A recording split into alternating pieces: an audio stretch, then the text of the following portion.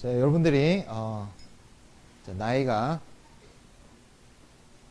이제 학년이 하나 올라가니까 좀 굉장히 나이가 많이 먹은 것 같아요. 갑자기 느낌이. 네. 나이가 어리지만 여러분들에게 맡겨진 일들이 있습니다. 여러분들이 전혀 아무 일을 안 하는 건 아니죠. 그죠? 자, 오늘 이 말씀, 제가 읽은 말씀에 보면은 11절에 보면은 바울이라는 분도 자기에게 맡겨진 일이 있어요. 자, 그 일을 하는 이름이 있는데 그 세 가지가 있습니다. 선포자와 사도와 교사. 그러니까 바울이라는 이 분은 자신이 선포자와 교사와 그 다음에 사도의 일을 맡아 있습니다. 이걸 되게 강조하고 있어요. 근데 여러분들은 선포자나 사도나 선생님은 아니시죠, 그죠? 이런 일은 없어요. 그렇지만 여러분들에게 일은 있죠. 그죠? 여러분들에게 맡겨진 일은 어떤 게 있을까요? 학교에서. 예, 새 학기가 시작되면은 이제 새로운 선생님, 새로운 친구들과 만났는데, 예를 들자면, 이제 반이 바뀌었으니까, 여러분들에게 선생님이 어떤 일을 분배해 줄 수 있어요. 나눠줄 수도 있죠. 옛날에 보니까, 저희 집에서 들어보니까, 어떤 친구는, 그러니까 세 반에서는, 우유를 가져오는 일을 선생님이 맡겨주시거든. 아침에 일찍 와서 창문을 여는 일, 환기를 해야 되니까 너는 좀 키가 크니까 가서 창문을 좀 열어라. 너는 힘이 세니까 우유를 좀 들고 와. 아니면은 우유를 다 먹고 나서 팩을 갖다 줄 때 네가 좀 그걸 갖다 줘라. 여러분들 혹시 이런 일들을 맡았어요? 없어요, 그런 거? 있는 친구도 있고 없는 친구도 있구나. 이렇게 여러분들에게도 어떤 일이 주어지죠. 근데 학교에서 만약에 그런 일이 주어지면은 마음이 어때요, 여러분들? 처음에 드는 마음이. 될 수 있으면 좀 쉬운 일 걸렸으면 좋겠다. 이거 좀 거저 먹는 거, 죄송합니다, 표현이. 마음에 그럴 수도 있다. 다른 애들보다 쉬운 거, 좀 편하게 할 수 있는 거, 일찍 안 와도 할 수 있는 거, 이런 거 좀 나한테 걸렸으면 좋겠다. 이렇게 생각하고, 될 수 있으면은 좀 더럽지 않고, 청소 이쪽으로 말고, 좀 깨끗하게 할 수 있는, 좀 편하게 할 수 있는 이런 일을 나는 하고 싶다. 그런 생각이 좀 들어요, 여러분들 마음속에? 솔직하구나. 예. 좀 그런 마음이 들어, 우리 속에. 왜 그런 마음이 들까? 나는 좀 덜 어려운 일, 좀 더럽지 않은 일, 이런 걸 왜 하고 싶을까? 우리 마음속에? 이유가 없죠, 그죠? 그냥 그런 건데. 한번 이렇게 생각해 보면은, 내가 그 일을 왜 할까? 그 일을 그냥 일이니까.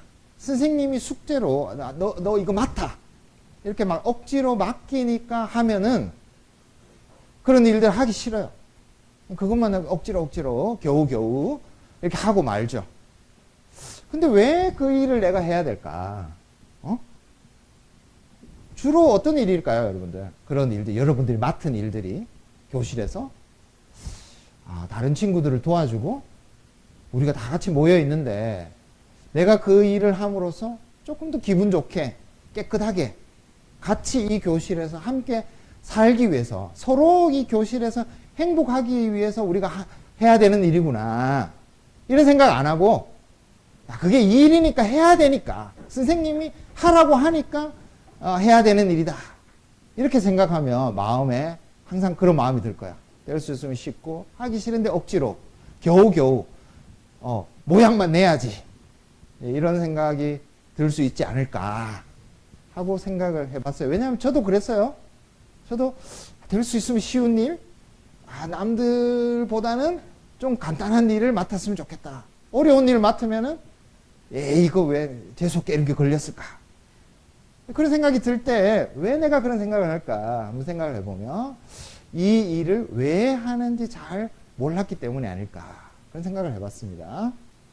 네, 여러분들이 교실뿐만 아니라 앞으로 계속해서 하나님께서도 여러분들에게 어떤 일을 많이 주실 거예요. 하나님에 대해서도 좀 쉬운 일 주세요. 쉽게 할 수 있는 일, 어려운 거 말고. 그런 생각이 드는 이유는 하나님께서 왜 이런 일을 나에게 주실까? 그런 걸 한번 생각해 보지 못했기 때문이 아닐까 그렇게 봅니다. 근데 오늘 이제 디모데후서 1장 11절에 보면은 바울도 엄청나게 많은 일을 맡았어요. 하나님께서 주신 일을. 그런데 왜 그 일을 맡았느냐? 이 복음 때문에 나는 그 일을 맡았어요. 그렇게 말했어요. 이유를 알고 있었어, 바울은. 하나님께서 우리에게 굉장히 좋은 걸 주시고 이 세상에서 굉장히 좋은 것을 함께 나누도록 그런 일을 하기 위해서 우리에게 주신 일들이다. 여러분들이 지금 집에서 아들로 딸로 그것도 직분을 주신 거야, 여러분들. 아들, 딸 이게 직분이에요, 여러분들. 자, 그러면 왜 그 직분을 주셨냐? 복음 때문에 그래요. 여러분들이 부모님께 일방적으로 배우는 것 같지만, 자, 여러분들이 말씀을 따라서 잘 살아갈 때 직분을 다하는 거예요. 그러면 그 직분을 다하는 게 부모님을 도와줄 수 있어요. 부모님을. 어떨 때? 부모님도 하나님 말씀 따라서 안 살고 싶을 때가 많거든. 근데 아들이, 딸이, 와, 하나님 말씀대로 살아가는 모습을 보면 힘이 나는 거야. 나도 하나님 말씀을 따라 사는 거 소홀히 했는데, 와, 우리 요한이 보니까, 상천이 보니까, 정원이 보니까, 나도 하나님 말씀대로 살아가는데 최선을 다해야 되겠다. 그런 도움을 받는 거예요, 도움을. 그래서 우리 가정이 하나님이 주신 말씀대로 잘 살아갈 수 있도록 여러분들에게 맡기신 그 직분을 사용하시는 거예요, 하나님께서. 그래서 어려서 나는 별로 일이 없어요, 하는 거 없어요, 그렇게 생각할 수 있을지 모르겠지만 이미 여러분들이 아들, 딸이 되어 있는 그 일이 굉장히 중요한 일이야.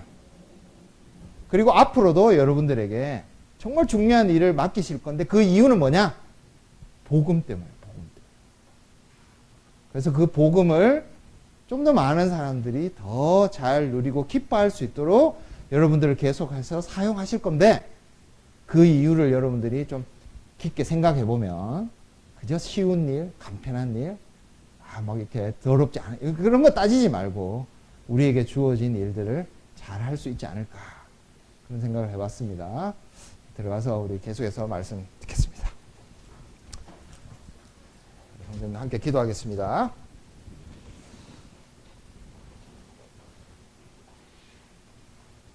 하늘에 계신 우리 아버지 하나님, 말씀을 또 그리스도께서 이 교회에 주시고 그 말씀 안에서 우리를 생명으로 인도하시고 이 말씀으로 인해서 우리가 살 수 있도록 이 시간 성령께서 우리 모두에게 역사하시기를 간절히 소원합니다. 우리의 마음을 도와주시고 예수 그리스도를 소망하게 하시고 예수 그리스도 안에서 우리에게 일어난 이 엄청나고 새로운 일이 우리에게 실제로 일어날 수 있도록 그냥 그것이 말이 아니라 우리의 현실이 될 수 있도록 성령께서 우리를 도와주시옵소서. 예수님 이름으로 기도합니다. 아멘. 예, 국제시장이라는 영화가 있었습니다. 거의 1000만을 넘겼기 때문에 많은 분들이 보셨으리라 생각하는데 그 영화의 마지막 부분에 거실에서 온 이제 자녀들, 손자, 손녀들이 노래를 부르고 있어요. 아주 즐겁게 노래를 부르고 있는 그 자녀들을 뒤로 하고 주인공인 덕수라는 그 할아버지죠. 할아버지가 자기 방에 혼자 이렇게 몰래 들어오는 그런 장면이 있습니다. 방에 혼자 들어온 이 덕수가 방에 놓여 있는 아버지의 사진, 그 사진을 보면서 아버지께 이제 하는 말이 있습니다. 경상도 사투리로 했는데요. 제가 잘 재현할 수 있을지는 모르겠습니다. 평소에는 잘할 건데 설교를 할 때는 좀 어색할지 모르겠네요. 이런 말을 했습니다. 아버지, 내 약속 잘 지켰지? 예. 막순이도 찾았고, 예. 이마에 하면 내 잘 살았지? 예. 이렇게 그 아버지 사진을 보면서 말하는 장면이 나옵니다. 이 덕수라는 사람의 이 말, 이것이 무엇을 담고 있을까요? 예, 여러분들도 영화에서 아시다시피 이 덕수는 평생 무엇을 위해서 살았을까요? 그 흥남 부두에서 헤어질 때 아버지가 자기에게 맡겨주신 그 가족, 엄마와 동생들, 그 가족을 보호하고 지키는, 어떻게 보면 그 아버지가 자기에게 맡겨주신 그 사람들, 그 임무를 다하기 위해서 자신의 평생을 살았다. 그걸 이 마지막 장면에서 덕수가 아버지의 사진을 보고 한 말을 통해서 우리는 알 수 있습니다. 많은 일들이 있었죠. 그리고 수많은 사건들이 있었습니다. 왜 그 일을 했느냐? 왜 그렇게 살았느냐? 그것은 아버지와 약속한 것, 그리고 아버지가 자기에게 맡겨준 것, 그 일과 임무, 그 가족을 지키고 보호하는 일을 위해서 자신의 평생을 다했다라는 것을 볼 수 있습니다. 덕수가 이 고백을 한 것은 마지막 때죠. 할아버지로 나이가 많이 들어서 이런 고백을 했는데, 이 디모데후서 말씀도 어떻게 보면 인간적인 아버지가 아니라 하늘에 계신 그 하늘 아버지, 그 하늘 아버지 앞에서 살아온 그 평생의 삶, 바울이 그 마지막 때를 앞두고 하나님을 향해서 또 하나님과 함께, 하나님 안에서 함께 하나님 백성이 된 다른 동료 성도들에게 남기는 그런 말이 아닐까 생각을 해보게 됩니다. 우리가 잘 아는 것처럼 디모데후서 4장에 보면은 디모데후서 4장 6절 7절을 한번 보겠습니다. 디모데후서 4장 6절과 7절을 보면은 바로 이 순간이 어떤 순간인가 그런 것을 알게 해줍니다. 6절에 보면 나의 떠날 시각이 가까웠도다. 정말 이 생을 다해가는 어떤 순간입니다. 7절에 보면 나의 달려갈 길을 마쳤다. 이렇게 말합니다. 마치 그 덕수라는 인물이 자신의 모든 삶의 마지막에 아버지를 향해서 어떤 말을 했던 것처럼 이 디모데후서에는 하늘 아버지 앞에서 살아온 자신의 인생, 그런 것들을 생각하는, 이 달려갈 길을 마치고 하나님의 부르심을 향해서 나아가는 마지막 순간에 서 있는 그런 바울의 마음을 알게 해 줍니다. 바울에게 맡겨진 것은 무엇일까요? 12절 말씀에 보면은 이렇게 나와 있습니다. 내가 의탁한 것을, 이렇게 표현되어 있는데, 이전의 성경을 보면은 나의 의탁한 것을, 이렇게 되어 있습니다. 이게 굉장히 이중적인 표현인데요. 첫 번째로 나의 의탁한 것이라는 것은 내가 뭔가를 맡겨준 것, 내가 주어가 아니라 나에게 맡겨진 것이라는 뜻도 함께 가지고 있습니다. 두 가지가 다 되는 거예요. 내가 남에 의해서 맡겨진 것이라는 표현도 되고, 내가 누구에게 맡겨진 어떤 일, 이 두 가지 뜻이 다 될 수 있는 표현입니다. 그게 나의 의탁한 것입니다. 바울도 어떤 일을 하나님으로부터 맡았습니다. 하나님께서 바울의 평생에 이 일을 하도록 어떤 것을 맡겨주셨다. 그리고 바울은 자신의 평생을 이 맡겨주신 일을 하기 위해서 달려왔다. 라는 것을 이 표현을 통해서 알 수 있습니다.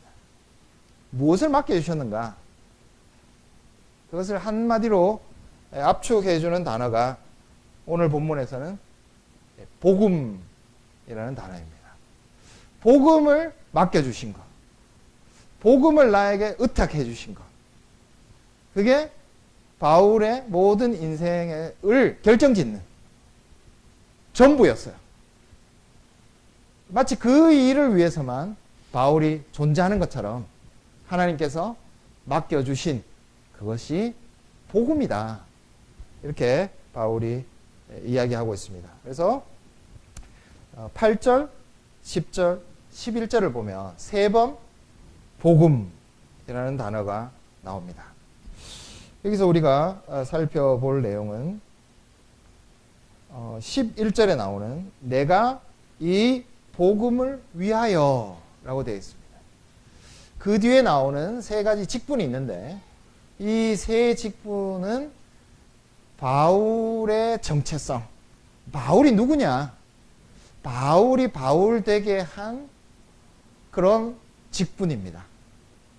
복음 설교자, 그리고 스승, 선생, 그리고 여기 보면은 사도라고 되어 있는데 보내심을 받은 거죠. 이 세 가지 직분이 있는데 이 일을 위해서 바울은 달려왔습니다.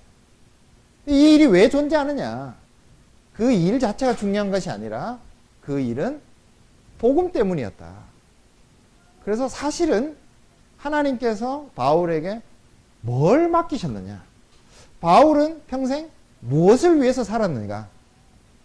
그건 복음 때문이었다. 복음이라고 하는 어떤 이 맡겨진 것. 그것 때문에 바울의 전체 인생은 존재했다. 이렇게 바울은 생각하고 있습니다. 이런 복음 때문에 자신의 삶이 있었다라는 것을 말한 이 바울은 오늘 본문에서 복음이 무엇인가에 대해서도 자기가 맡은 것이 어떤 것인가에 대해서도 이야기하고 있습니다. 그래서 3절부터 14절까지 말씀의 중간에 가장 가운데 복음의 내용을 9절과 10절에서 말하고 있습니다. 다 아는 거 아니에요? 복음 이거 모르는 사람 있습니까? 디모데에게 편지를 썼는데 디모데도 이 복음의 내용을 다 알고 있을 거예요. 그리고 이 편지를 받는 에베소 교회 성도들도 복음을 모르지 않습니다. 근데 바울은 또 복음을 여기서 이야기해요. 왜 그럴까요? 그만큼 이 복음이라는 것을 언제나 항상 또 말하고 싶은 것입니다. 그만큼 너무나 중요하기 때문에 복음 다 알죠? 그냥 넘어가도 되겠죠? 그렇게 하지 않고 이 복음의 내용을 다시 한번 우리에게 직접적으로 설명해 주고 있습니다. 9절에 보면은 이 복음의 내용을 두 가지로 먼저 설명합니다. 첫 번째로는 하나님이 우리를 구원하셨다. 교회에 오면은 너무나 자주 들을 수 있는 이야기죠. 구원하셨다. 우리에게는 너무 막 상식적인 단어가 돼서 전혀 감동이 없는 단어일지도 모르겠습니다. 근데 바울에게는 하나님이 우리를 구원하셨다. 그 말을 들을 때마다 그것이 너무나 큰 것이어서 다 아는 얘기지만 자기도 늘 아는 얘기지만 하나님이 우리를 구원하셨다라는 것을 다시 말하고 있습니다.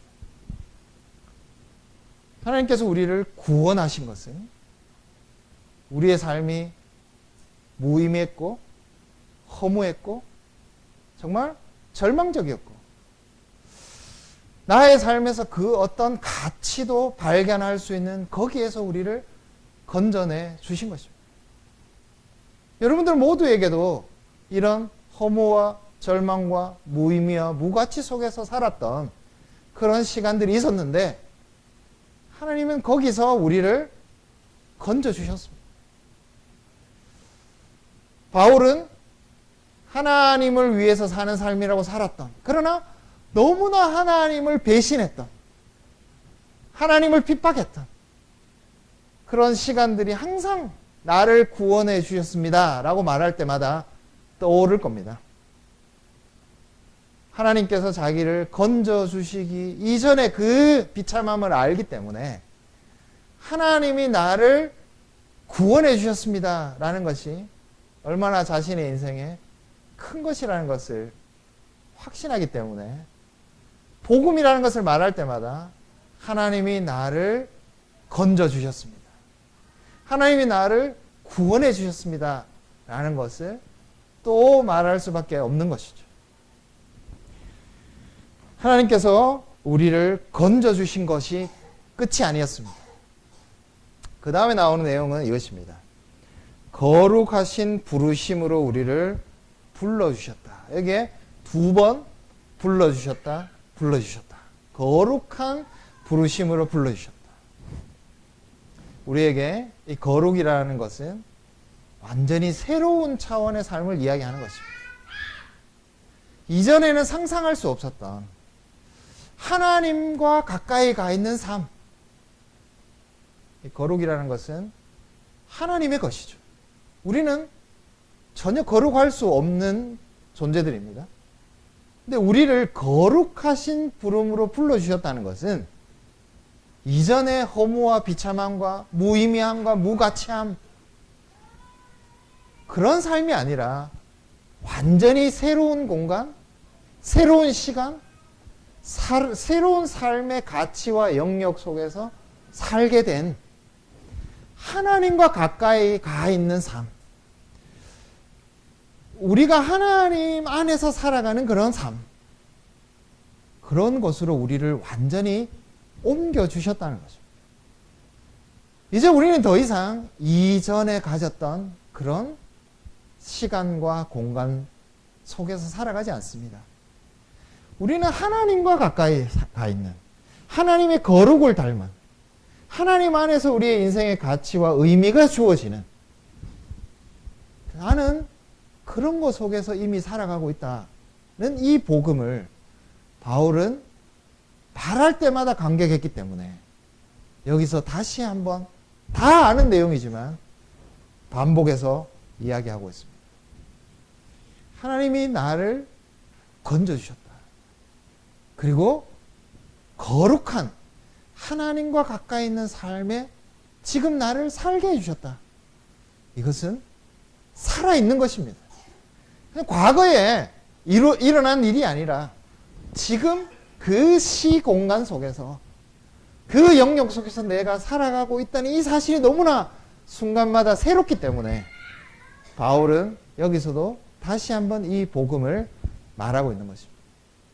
자신뿐만 아니라 이 말씀을 듣고 있는 디모데와 모든 성도들이 이 은혜와 기쁨이 과거의 일이 아니라 지금 현재라는 것을 말하기 위해서 또 다시 한번 복음의 내용을 이야기하고 있는 것입니다.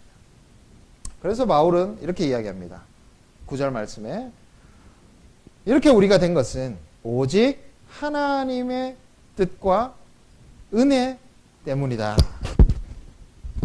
하나님의 뜻과 은혜라는 것은 우리에게 있는 어떤 것으로 출발해서 이것이 주어진 것이 아니라는 것이죠. 생각해보면 우리가 이룰 수 있는 일이 아니었습니다. 우리가 꿈꿀 수 있는 일도 아니었습니다. 우리가 노력한다고 우리에게 주어질 일도 아니었습니다. 우리는 헤어날 수 없는 곳에서 살았습니다. 마치 늪과 같이 우리가 아무리 발버둥 쳐도 벗어날 수 없는 거기로부터 벗어난 것입니다. 그리고 우리가 소망할 수 없었던, 꿈꿀 수 없었던, 생각할 수 없었던 그런 것 속에서 살아갈 수 있는 이 이유는 하나님께서 그것을 주셨기 때문이라는 것이죠. 하나님께서 뜻하셨기 때문이라는 것입니다. 이건 나에게서 이루어질 수 없는 것이구나. 이것은 오직 하나님으로부터만 온 것이구나. 라는 것을 생각할 때 바울은 이것이 하나님의 뜻이었고 그리고 그리스도 안에 있는 은혜 때문이었다는 것을 말할 수밖에 없었습니다. 10절 말씀에 바울은 9절에서 말한 내용을 다시 한번 그리스도 안에서 설명하고 있습니다. 9절 말씀에는 하나님이 주어였다고 한다면 10절 말씀에는 예수 그리스도가 주인공이십니다. 예수 그리스도의 그 은혜가 무엇이냐? 그는 사망을 패하셨고 생명과 섞지 않는 것을 드러내셨다. 이것은 예수님의 십자가의 죽으심과 부활을 생각나게 하는 것입니다. 우리는 예수 그리스도의 죽음에 동참해서 그 죽음이 없어진, 사망을 패하신 은혜 속에 살게 된 것입니다. 예수 그리스도의 부활에 동참해서 새로운 생명 가운데 살게 된 것입니다. 우리에게 주어진 직분들, 우리가 하고 있는 모든 일들, 우리가 호흡하면서 살아가는 모든 것이 새로운 의미를 가지게 됐습니다. 그것이 생명이에요. 굉장히 추상적인 표현이지만 이 생명은 굉장히 구체적인 것입니다. 이전에는 우리가 하던 모든 일이 다 죄와 허물 가운데 있었던 것입니다. 사망에 속한 것이었습니다. 근데 우리가 지금 하는 모든 일은 생명에 속한 것입니다. 부모로서, 직장에서, 또한 우리가 행하는 모든 직분이 저절로 생명 가운데 이루어지게 된 일이라는 것을 예수 그리스도의 부활 때문에 선물로 받은 것입니다. 9절에서 하나님께서 우리를 구원하셨고 거룩하신 부르심으로 부르셨다. 이 두 가지 내용이 10절에서는 사망을 패하시고 생명과 썩지 않은 것, 곧 예수 그리스도의 죽음과 부활을 통해서 우리에게 주어졌다. 이렇게 말하고 있는 것입니다. 그래서 9절과 10절은 같은 내용을 하나님이 주어가 돼서 9절에서 말하고 10절에서는 예수 그리스도를 통해서 그것을 우리에게 가르쳐 주고 있습니다. 근데 여기 10절에서 중요한 단어가 우리 구주 예수 그리스도의 나타나심으로 말미암아 나타나셨다. 이렇게 두 번 나타나셨다라고 말합니다. 지금 우리가 생명 가운데 살아가고 있는 것, 또 10절에서 이야기하는 것처럼 복음으로써 생명과 썩지 아니할 것을 드러내신 것, 이것은 복음이라는 것은 지금도 우리에게 나타나고 있는 거예요. 예수님께서는 과거에 죽으셨고 과거에 부활하셨습니다. 근데 예수님은 지금도 나타나세요. 지금도 자기를 나타내고 계시다. 이렇게 두 번 말했죠. 어디에서 나타나시느냐? 복음 안에서 나타나십니다. 복음이, 예수 그리스도의 죽음과 부활의 복음이 예수 그리스도를 나타내 주시는 것입니다. 성경에 보면은 이 나타나셨다라는 표현을 아주 다양하게 사용하고 있는데, 예를 들면 예수님께서 성육신 하신 것도 예수님이 나타나신 것이고, 예수님께서 부활하신 후에도 제자들에게 나타나셨다. 그 표현을 아주 반복해서 씁니다. 어떤 시간에만 제한된 것이 아니에요. 예수님의 나타나심은 지금 우리에게는 복음으로서 나타나고 계신 것입니다. 우리가 예수님에 대한 이 증거를 들을 때마다 예수님은 자기를 나타내 주고 계신 것입니다. 우리가 복음을 듣고 복음을 가지고 있다, 복음을 우리에게 맡겨주셨다는 것은 단지 어떤 정보나 말을 가지고 있는 것이 아니라 예수님의 나타나심을 우리 속에 가지고 있는 것입니다. 우리의 인격이 예수님의 나타나심을 드러내는 도구가 되는 것입니다.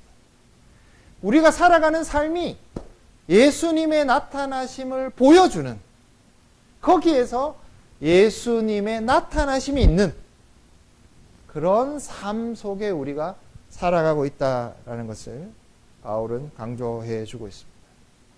그래서 복음은 단지 과거의 일뿐만 아니라, 복음은 말일 뿐만 아니라, 복음은 그리스도가 나타나시는 것인데, 그 그리스도가 나타나시는 것을 우리에게 맡겨 주신 것입니다. 그 그리스도가 나타나심인 복음이 우리의 인격 속에 담겨 있는 것입니다. 그렇기 때문에 이 복음이 우리에게 맡겨져 있기 때문에 그 다음에 나오는 것이 뭐냐? 패키지가 뭐냐? 붙어 있는 것이 뭐냐? 두 가지인데, 첫 번째는 고난입니다. 이게 떨어져 있는 것이 아니에요. 우리가 복음을 맞는 순간, 복음이 나에게 맡겨진 순간, 예수 그리스도의 나타나심이 나에게 들어오는 순간, 뗄래야 뗄 수 없는 것이 뭐냐? 고난이에요. 왜 그럴까요?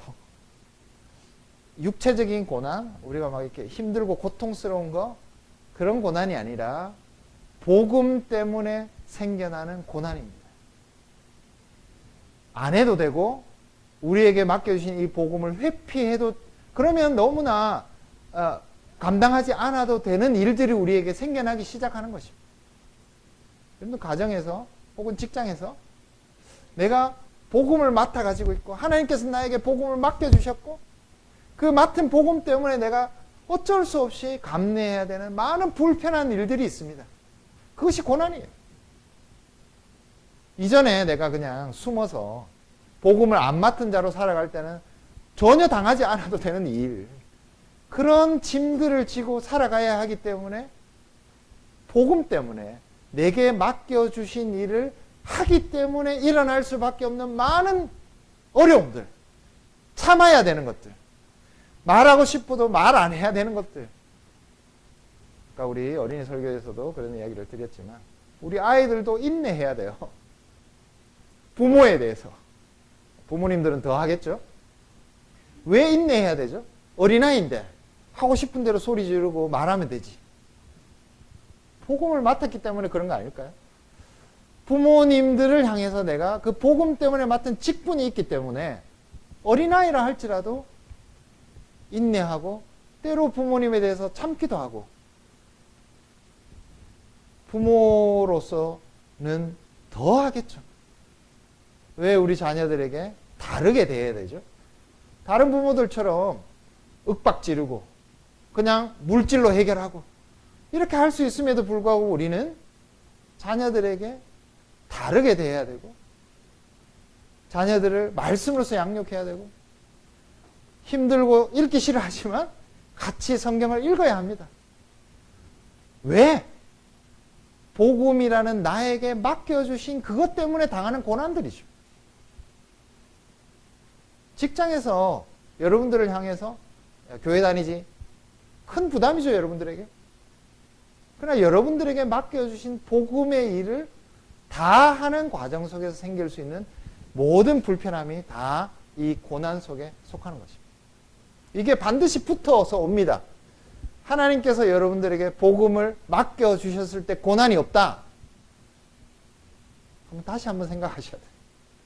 내가 복음을 맡은 자가 맞는지. 나는 너무 삶에서 편안해요. 고민하셔야 됩니다. 고난이 있어야 여러분들에게 맡겨주신 바, 곧 그 복음으로서 그리스도를 나타내 주시는 그 일이 여러분들에게 있다는 것이죠. 두 번째는 부끄러워하지 않아야 합니다. 자, 이 고난 가운데서도 바울은 항상 복음은 부끄럽지 않는 것이라고 말합니다. 부끄러운 문화는 사실 한국 사회에서 굉장히 이렇게 수치의 문화, 그런 게 많다고 이야기하는데, 당시 그리스 로마 사회에서도 수치라는 것을 굉장히 중요하게 생각합니다. 반대로 이야기하면 명예로운 것, 아주 영예로운 것을 중요하게 생각하는 그런 문화가 있었습니다. 무엇이 영예로운가? 그 영예로운 것에 따라오는 것이 능력, 지혜, 그리고 도덕, 이런 것이 갖추어진 사람을 영예롭게 생각하고, 그것이 없는 사람들은 수치와 불명예로 생각했습니다. 근데 여러분, 그리스도의 십자가를 전하는 사람들을 어떻게 봤을까요? 십자가는 능력도 없었습니다. 거기에는 지혜도 없고, 거기에는 사람들이 찾는 어떤 아름다운 것이 전혀 없는 십자가의 복음을 전하는 사람들이었습니다. 일반 그리스 로마 사회의 사람들의 상식에 비춰보면 굉장히 불명예스러운 거예요. 수치스러운 것입니다. 그들이 전하는 저 십자가를 보면은 거기에는 능력 없잖아. 저기 무슨 힘이 있어. 거기에는 어떤 지혜도 없습니다. 저기에 뭐 우리가 본받아야 될, 알아야 될 어떤 것도 없습니다. 전혀 아름답지 않죠. 사형당하는 자리에 무슨 아름다움이 있습니까? 그런 걸 전해?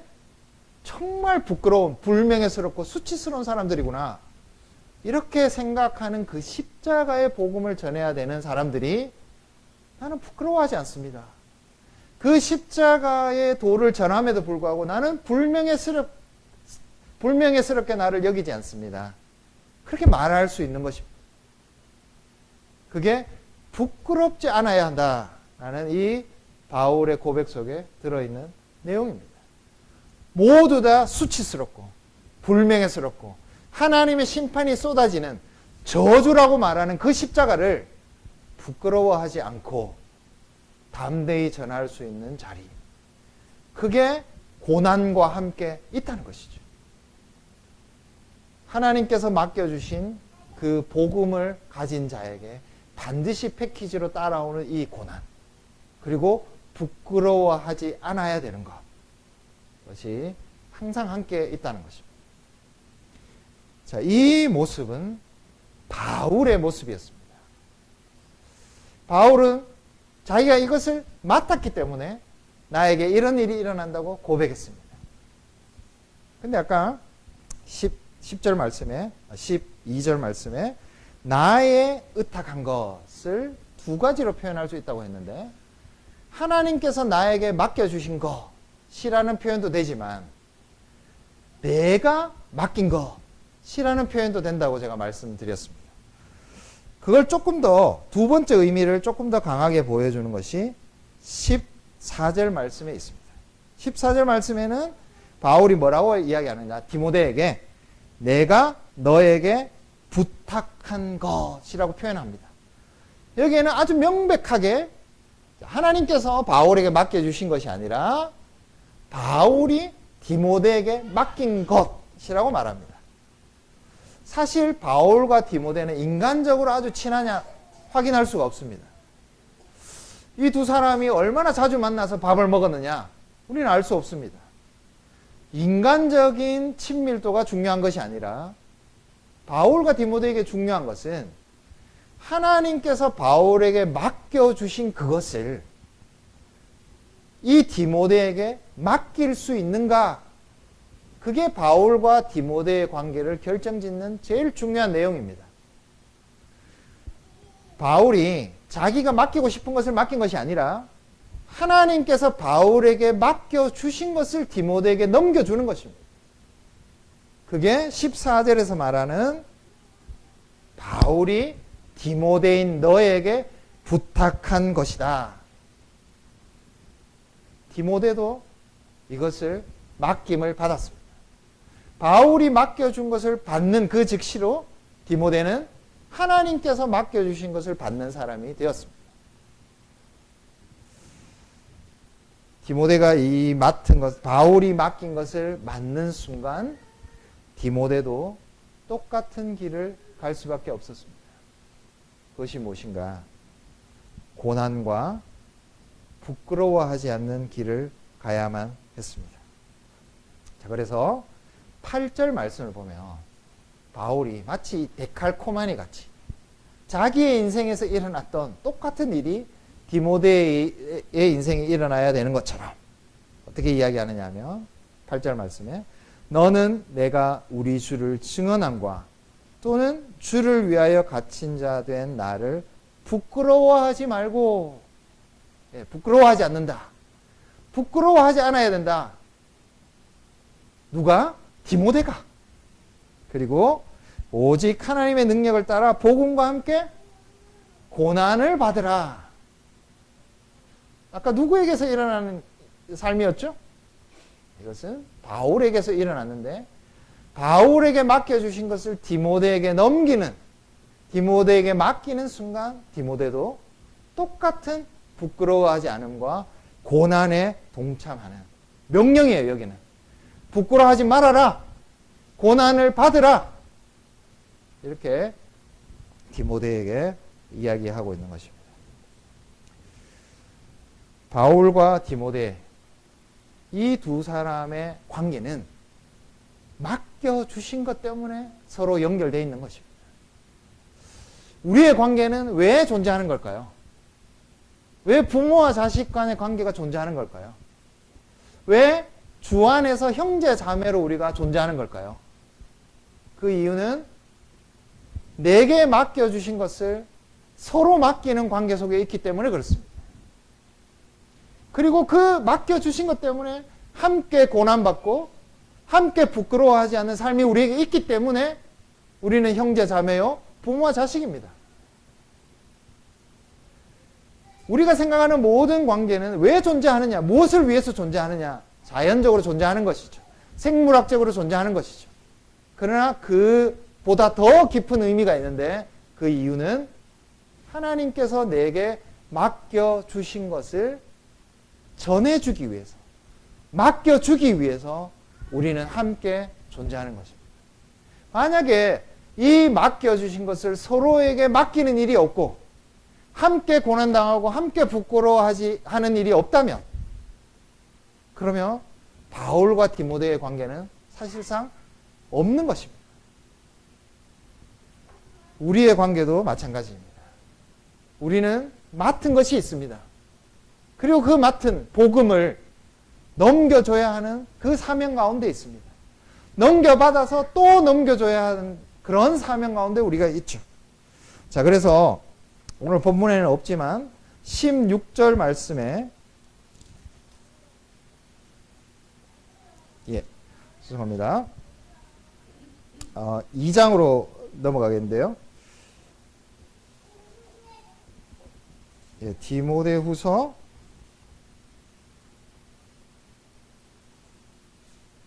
2장 2절 말씀에 보면 또 내가 많은 증인들 앞에서 내게 들은 바를 충성된 사람들에게 부탁하라.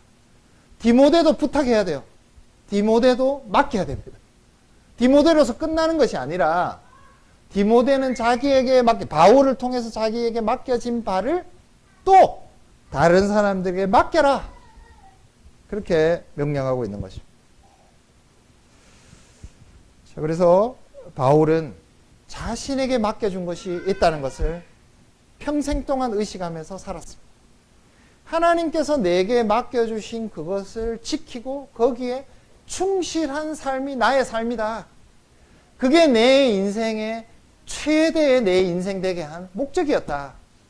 그걸 위해서 나는 살았다.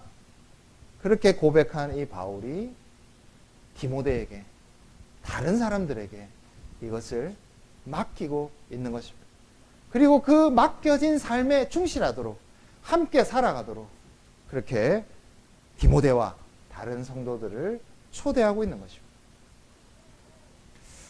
아까 그 영화로 돌아가서요. 그 덕수라는 인물은 정말 바닥에서 시작했습니다.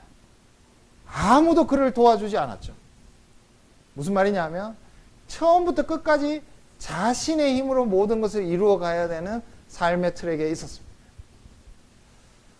하나님께서 우리에게 맡겨주신 이 일을 이루어 가라고 하실 때 근데 그렇게 바닥의 자리로 우리를 모시지 않습니다. 하나님께서는 우리에게 성령 안에서 능력과 은사를 주신다고 말씀하고 계십니다. 그냥 맨바닥부터 시작해라. 네가 처음부터 고생해라. 그렇게 하시지 않고 그 맡겨주신 일을 지키고 그 합당한 직분을 다하기에 좋은 것들을 은사와 능력을 성령 안에서 너희 안에 살고 계시는, 거하고 계시는 그 성령 안에서 주실 것을 약속하고 계십니다. 어떻게 보면 우리에게는 남는 장사예요. 장사라는 표현을 써서 죄송합니다. 하나님께서 우리에게 맡겨주신 것을 하나님께서 주신 능력과 은사로 이루어 가라고 하는 것입니다. 되게 쉬워 보일 수도 있는데 어쨌든 하나님께서는 맨바닥으로 우리를 내모시지 않고 끊임없이 능력과 은사를 불어넣어 주시고 계십니다. 그 일을 감당하기에 부족하다고 하나님께 간구하면 하나님께서 힘을 주시고 강하게 하시고 마음을 새롭게 하시고 또 그 일을 감당하기에 부족하지 않도록 은사로 채워주신다는 약속을 하고 계시는 것입니다. 무엇보다도 바울이 확신하는 것처럼 8절 말씀에 보면 복음과 함께 고난을 받으라 라고 말씀하시는 이 하나님께서 이렇게 우리가 고난받도록 하시는 그 하나님께서 그러나 뭘 동시에 바울에게 가르쳐 주시느냐. 12절 말씀에 바울이 이렇게 이야기합니다. 내가 이 고난을 받되 부끄러워하지 아니함은 내가 믿는 자를 내가 안다. 이렇게 말합니다. 바울이 왜 이 고난과 또 부끄러워하지 아니함 가운데 이렇게 살아갈 수 있었는가? 내가 그분을 안다. 그렇게 말해요. 어떤 분이라는 것을 변함없이 맡겨주신 것을 잘 지켜가고 그것을 또 다른 사람들에게 맡길 수 있도록 변함없이 능력과 은사로 돌보아 주시는 그분을 내가 알기 때문에 굉장히 중요한 것이죠. 고난과 부끄러워하지 않음, 이것은 그냥 인간적으로 우리가 의지를 가지고 살기 때문이 아니라 그분이기 때문에 가능한 거예요. 그분이 있고 그분께서 이렇게 나를 대해 주시기 때문에 가능한 것. 그래서 바울이 내가 그분을 알기 때문에 라고 말할 수밖에 없는 바로 그분이 계시기 때문에 바울은 절대 고난과 이 부끄러운 가운데서도 절망하지 않는다는 거죠.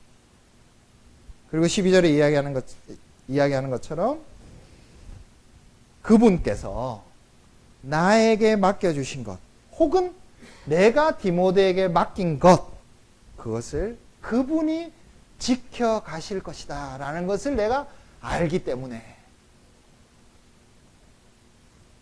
우리는 고난당합니다. 다른 사람들로부터 부끄럽다고 손가락질 받습니다. 그러나 마음의 여유를 가질 수 있습니다. 우리는 넉넉히 이 싸움을 이길 수 있다고 하나님께서 나에게 맡겨주신 일을 충분히 다 할 수 있다고 확신합니다. 그 이유는 내가 그분을 알기 때문이죠. 그리고 그분이 내가 아니라 그분이 이 맡겨주신 것을 끝날까지 지켜가실 것을 내가 확신하기 때문에 우리의 평생은 이 복음을 맡았고 그 맡은 복음에 합당한 생명 가운데 사는 삶 그것 때문에 우리는 살아갑니다. 우리의 평생을 언제나 돌아봐도 우리는 왜 존재할까? 우리는 왜 살까? 그것을 생각하며 내게 맡겨주신 이것 그것을 지키고 그것 안에 살고 그리고 그것 때문에 나에게 맡겨주신 이 직분을 다하는 그것 때문에 우리는 존재합니다. 그리고 그렇게 우리가 살아갈 때 내게 맡겨주신 것은 자연스럽게 다른 사람들에게 동시에 맡겨질 것입니다. 우리는 맡았고 그리고 그것에 신실하게 걸어가고 그리고 맡기면서 그렇게 우리의 인생을 살아갑니다. 이 맡은 자로서 합당한 모습이 우리에게 있는가? 더 나아가서 이 맡겨주신 분을 우리가 알고 살아가고 있는가? 그 맡겨주신 것을 맡겨주신 그분이 끝날까지 지켜가실 것을 확신하면서 살아가고 있는가? 오늘 바울이 디모데에게 이 서신을 통해서 한 이 맡겨주신 것에 대한 내용이 우리에게 증거로서 나타나고 있는지를 우리는 끊임없이 이 말씀을 통해서 확신해야 할 것입니다. 우리가 성찬을 나누게 될 것인데요. 오늘 복음에서 이야기한 이 복음의 내용과 성찬의 내용은 똑같습니다. 제가 이 성찬을 준비하면서 하이델베르크 요리문답 76문답을 우리가 마음으로서 함께 읽어보도록 하겠습니다. 제가 읽을 때 여러분들이 이것을 함께 나누면 좋겠습니다. 십자가에 달리신 그리스도의 몸을 먹고 그의 흘리신 피를 마신다는 것은 무슨 뜻입니까? 이 내용이 아까 바울이 생각할 때마다 확신했던 그 복음의 내용과 똑같습니다. 제가 읽겠습니다. 그것은 믿는 마음으로 그리스도의 모든 고난과 죽음을 받아들이고 이로써 죄의 사함과 영원한 생명을 얻는 것이며 나아가서 그리스도 안에 또한 우리 안에 거하시는 성령으로 말미암아 우리가 그리스도의 거룩한 몸에 더욱더 연합됨을 의미합니다. 비록 그리스도는 하늘에 계시고 우리는 땅에 있다 할지라도 우리는 그의 살 중에 살이요 그의 뼈 중에 뼈이며 마치 우리 몸의 지체들이 한 영혼에 의해서 살고 다스림을 받는 것처럼 우리도 한 성신에 의해서 영원히 살고 다스림을 받습니다. 우리가 성찬을 받을 때 우리의 인격이 이 복음을 담고 있는 이 복음 안에서 주신 그 생명을 함께 누리는 자라는 것을 확신하게 됩니다. 우리에게 맡겨주신 바 그것을 내 인격에 담고 있다는 것을 우리는 고백하게 됩니다. 그리고 거기에 합당한 삶을 살아야 되겠다는 새로운 의지를 성령께서 주십니다. 능력을 주시고 은사를 주십니다.